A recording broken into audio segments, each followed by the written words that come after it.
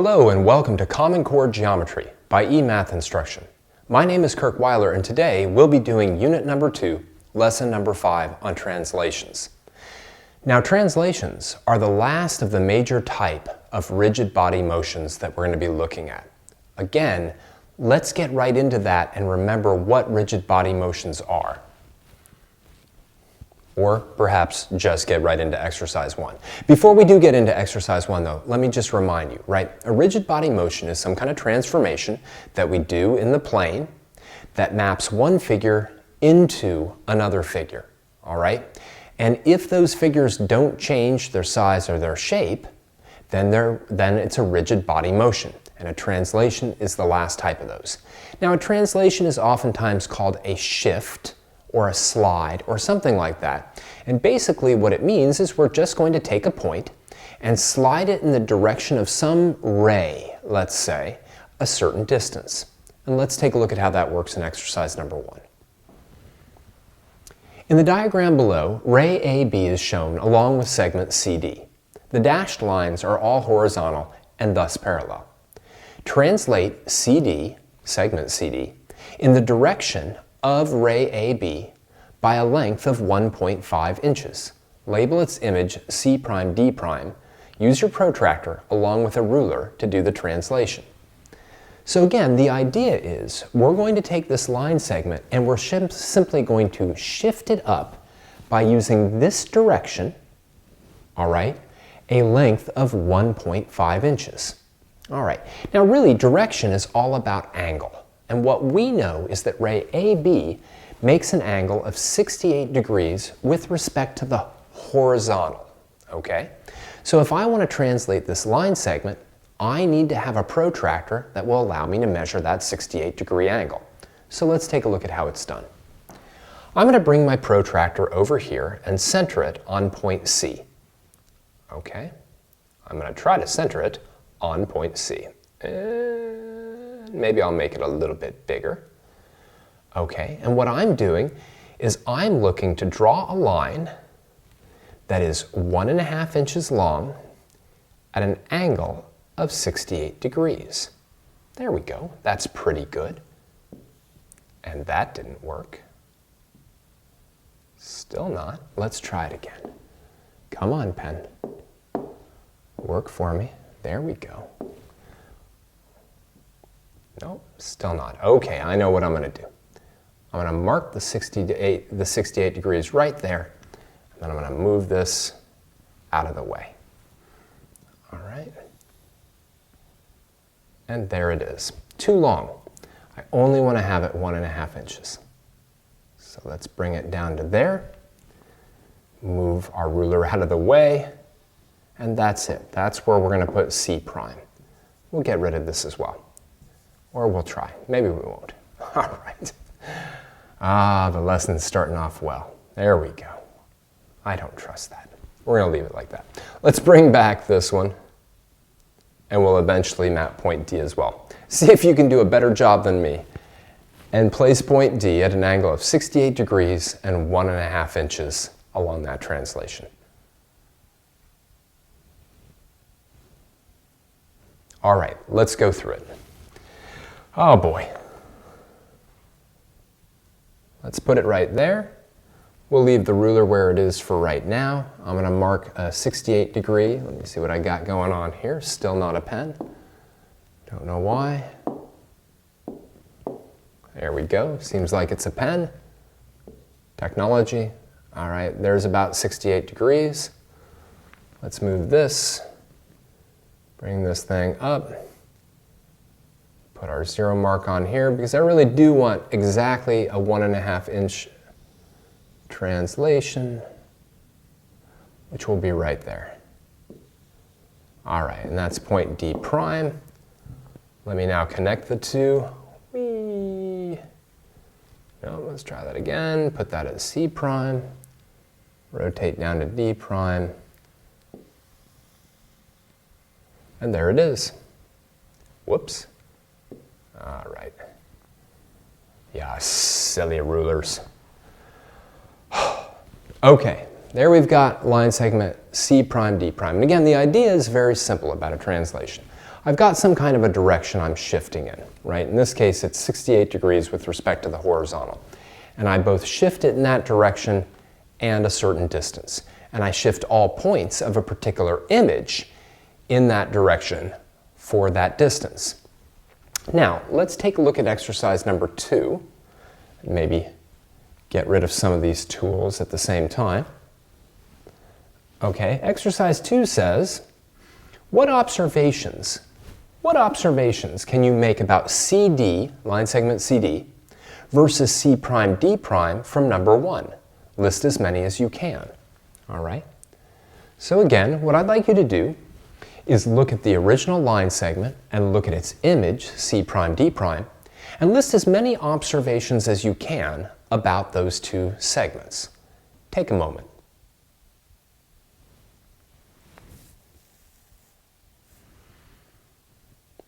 Did you write some down? One of them should have been obvious just from the fact that a translation is a rigid body motion. And that's that CD is equal to C prime D prime, or simply they are the same length.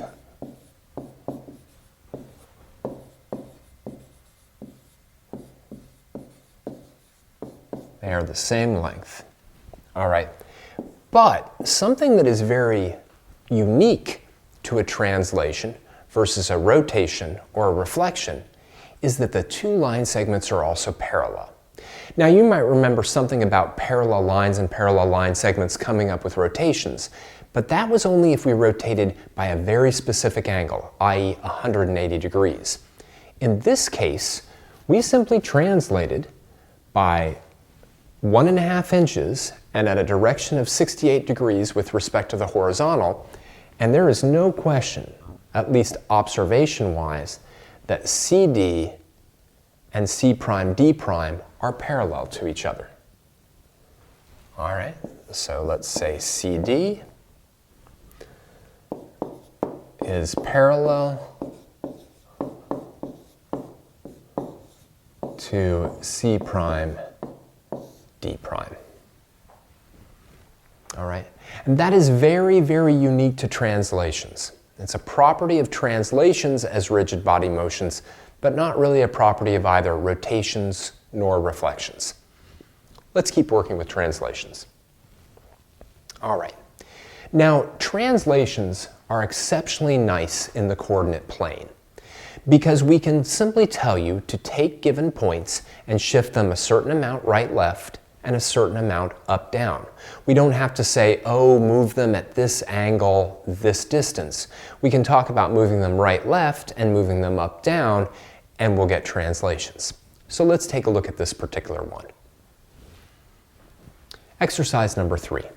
Given triangle ABC shown at the right with vertices at A, B, and C, I'll let you read off those coordinates, find and plot its image after a translation of 4 units to the right and 7 units down. Label the image A prime, B prime, C prime, and state its coordinates. Sometimes this transformation will be symbolized as T with little subscript 4, -7. The positive 4 meaning 4 units to the right, and the -7 meaning 7 units down. Now, we can certainly do this completely and utterly graphically, and let's do that with point A. Let's take a look. Here we've got point A, and it says that we want to shift it 4 units to the right and 7 units down. All right, and that would put point A prime right there. Okay, but we can also do this algebraically. Let's take a look at how that works. If I've got A at -3, 8, then underneath this translation, what'll happen is because I'm shifting it 4 units to the right, I will add 4 to the x-coordinate, and because I am shifting it 7 units down, I will subtract 7 from the y-coordinate, and that will leave me with the coordinate 1, 1. And if you notice, that's exactly where A prime was, 1, 1. And that's kind of nice, especially if you don't have graph paper. If you don't have graph paper, it's essential to know how to do that. But even if you do have graph paper, it's kind of nice, because take a look at letter B. Right now, we can say that letter B is at -6, -3. And if I want to know where its image is, and I'm pretty good with my arithmetic, then I'll simply add 4 to the -6 and get -2. I'll simply subtract 7 from the -3 and get -10, which tells me that B prime would have to be located at -2, -10, right down here. We can do the same with C. So C, which is at 4, 2, when I shift it 4 units to the right, C prime will end up being at 8. And the the x coordinate will be at 4 as I just add 4 to it. And the y coordinate will be at -5 as I subtract 7. So if I go over to 8, -5, I can find C prime. Now, of course, if I actually want the triangle itself, what I'm going to do is I'm going to connect them with a straight edge or some other tool that gives me those straight line segments. Right now, to save some time, as usual, I'm just going to freehand it and do an okay job on it. Not great, but okay. Now, one thing that's kind of cool is we can still see what we saw in the last problem. In other words, if you really look at it carefully, you can tell that AB here is parallel with A prime B prime. You can tell that AC is parallel with A prime C prime, and BC is parallel with B prime C prime. Because all we've done is taken this, and we haven't rotated it or reflected it. We've just shifted it like this, kind of down to the southeast, if you will. Right? Very, very easy. When doing translations in the coordinate plane, you will always be told to shift the image a certain amount right or left, a certain amount up and down, and you can do that algebraically, so to speak, with arithmetic by just adding and subtracting from the x and the y coordinates. Take a moment and write down anything about this slide that you need to in case you missed it. Okay, let's move on to the next one. Number 4. All right, we continue to be in the coordinate plane, except this time we've got 2 triangles that are congruent, they're identical, and we want to identify a series of rigid body motions that will map one of these triangles onto the other. So let's take a look at what the problem states. Exercise number 4. Given the 2 triangles shown in the image below, describe a series of rigid motions that would map triangle ABC into or onto, I like that better, onto triangle A prime, B prime, C prime. There are many different correct answers. Now, this is a situation where tracing paper is awfully helpful. We want to figure out by using reflections, translations, and rotations how to take the triangle outlined in red and put it directly on top of this one. Okay? And again, there are many, many different possibilities. The question is, how do we do it? We can't do it with a translation alone. Let me just show you why. All right? Obviously, C and C prime, C has to get mapped on C prime. But if I do that with a translation, then what happens is that the triangles still aren't overlapping. Sure, C and C prime are overlapping, but overall the triangles aren't overlapping. So there's got to be more. And hopefully even right now, you can tell that that extra piece is going to have to be a reflection. The real question for you is, do you want to do the reflection first, then followed up by the translation? Or do you want to do the translation first, followed up by the reflection? And what reflection do you want exactly, right? There's so many different questions I have, so little time. Uh-oh, I don't know what happened there. Here we go. All right. So what I'd like you to do is take a moment and see if you can figure out a 2-part process involving a translation and a reflection. You decide on the order, and then lay that out as specifically as you can. Okay, take a bit.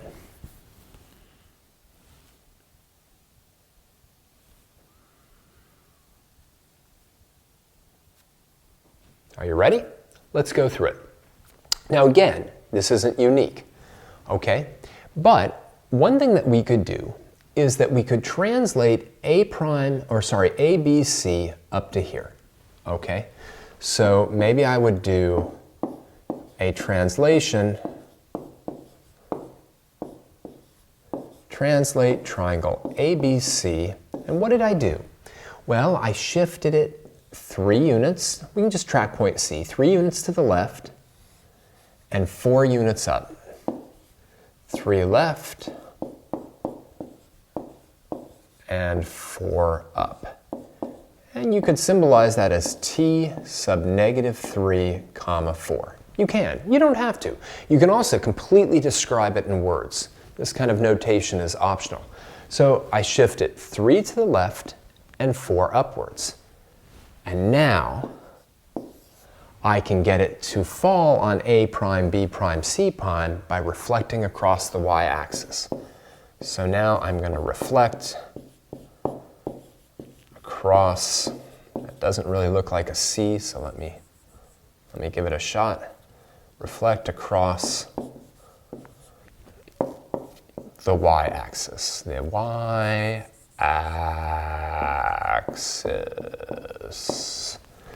And let me do that really quick. Let me flip it, left, right, and there it is. Okay? Now again, you could also reflect it to begin and then translate it. That would be fine as well. It's just not what I decided to do. In fact, if you reflected it first across the y-axis, it would initially be right here. Think about that for a minute, right? If I did first a reflection across the y-axis, it would end up here, and then I would just have to describe the translation that took it up there. And that would be it. There's so many different ways that you can go about doing this. You could even get a little bit more exotic and bring in rotations, but I don't think we want to go there. All right? Come up with the simplest combination of rigid body motions that'll get the job done. Let's keep going. All right, let's talk about the properties of translations. Okay, this is important. Translations have all the properties that general rigid body motions have, and then they have one additional one. So let's make sure that we have it. You know, number 1, only true of translations. Translations map lines to parallel lines. That's what they do. That's only true of translations. On the other hand, translations do what all other rigid body motions do, which is that they preserve the size of angles. So if I had this angle down here and I simply shifted it up to the right and I guess upwards, that 32-degree angle would stay a 32-degree angle. Finally, they preserve length. So if I took this line segment and I translated it by shifting it up and to the right, if it started at 2.5 inches, it ends at 2.5 inches. That's just the deal. These two, right, these two are true of all rigid body motions. Preservation of angle, preservation of length. This one, where a line gets mapped to a parallel line, that's true of only translations. And rotations by 180 degrees of line segments. But that's a very specialized one. Important, but specialized. So, let's keep using these properties. All right. The final thing that we're going to do is go back to a very famous figure in geometry called a parallelogram. Now, you've studied parallelograms before. You may have studied them as early as 5th grade. But the defining characteristic of a parallelogram is probably something you didn't necessarily know. So let's take a look at it. Parallelogram. Any quadrilateral with both pairs of opposite sides parallel. All right? In the particular parallelogram I have here, ABCD, side AB is parallel to side CD, drawn in red, and AD is parallel to BC, drawn in blue. Don't forget what parallelism means, right? If I took these 2 red line segments and I extended them forever in both directions, they would never intersect. Same thing with these blue ones. Parallelism is about lines extending forever and not intersecting. It has nothing at all to do with length. That's irrelevant in terms of parallelism. We could have a short length segment and a long length segment, and those two are parallel, because if extended forever, they won't intersect. But now what we're going to do is, in the last exercise of this lesson, we're going to use properties of rigid body motions along with properties of translations, which are rigid body motions, to prove not only are the opposite sides of parallelograms parallel, but they're also the same length. So let's take a look at that in the last exercise. Okay, let me read it for you. In the diagram below, parallelogram ABCD is drawn.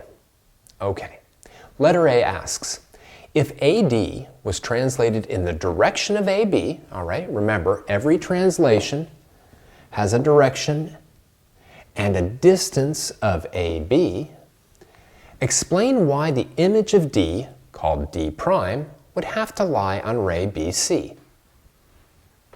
All right, now watch out. You may say to yourself, well, look, if I shift that thing up here, then D is going to land right on C.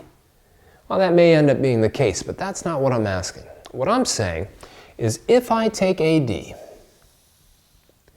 and I translate it up in this direction by a length of AB, why does the image of D, D prime, have to lie somewhere along ray BC? Think about this. It's a bit tricky. All right, well, let's talk about it. What we know is that A prime D prime, right, the image of AD after that translation, will be parallel to the original, right? That's a property of translations, yes. When we translate a line segment, it will give us a parallel line segment. And passes through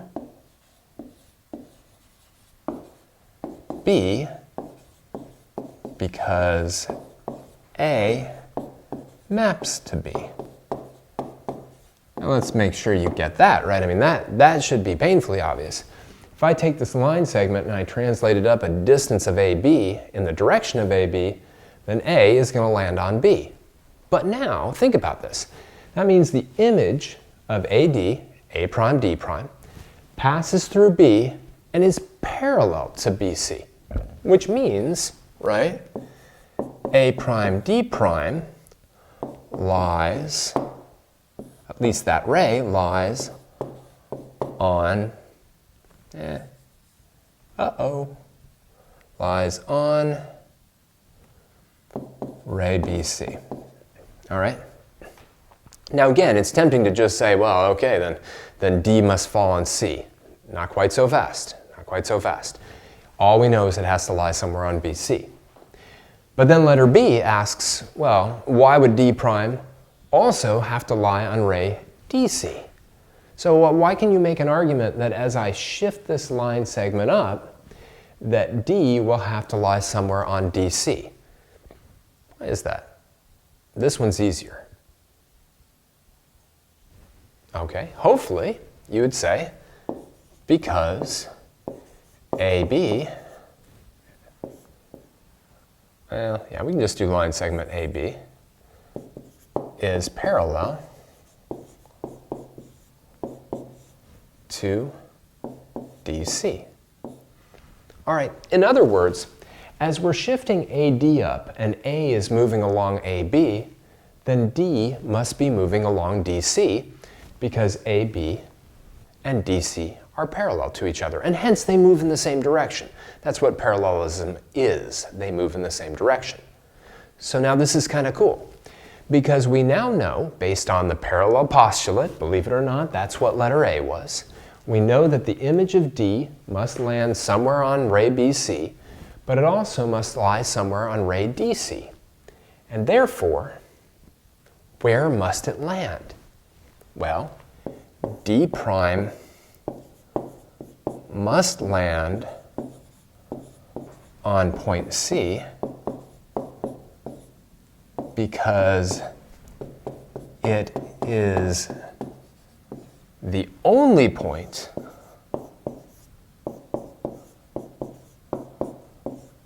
on both,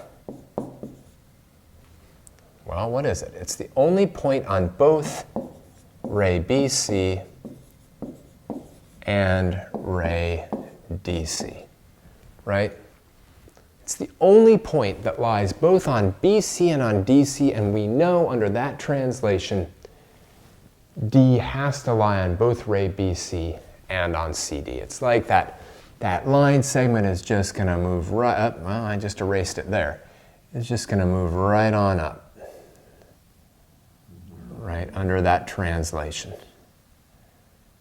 Now, what's cool about this is that now proves that AD and BC are the same length.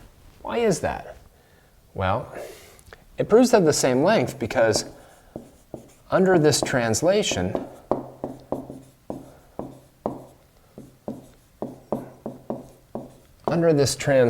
the translation of AD up there, A maps to B, whoops, and I can't spell the word and. A maps to B, and D maps to C. So AD must be equal to BC. It's key. Rigid body motions don't change length. They don't change distance. So because we can translate AD so that A maps to B and D maps to C, then that segment and that segment must have the same length, which means not only are the opposite sides of parallelograms parallel by definition, that is the very definition of the figure itself, but they're also the same length. We can make exactly the same argument by taking one of these two sort of more slanted sides of the parallelogram and translating it in that direction. And we would find that the vertices also match up, therefore proving that those two sides are also congruent. This is a very interesting way of thinking geometrically, and it's actually a relatively new way of thinking geometrically. This idea of finding a rigid body motion, right, and then using it to map one figure onto another to deduce or to figure out that they're the same size, they're congruent. All right, let's wrap this up. So today we saw the last of the major rigid body motions, the translation, right? And it's just a shift. We take an object and we shift it a certain amount right, left, a certain amount up, down. It's got all the properties of normal rigid body motions, preservation of distance, preservation of angle. But it also does something else, which is it maps line segments to parallel line segments. Okay, and that's very, very unique about translations. And because of that, it allows us to then deduce properties about things or about objects like parallelograms that have parallel sides, such as what we found today, which was that the opposite sides of the parallelogram were the same length.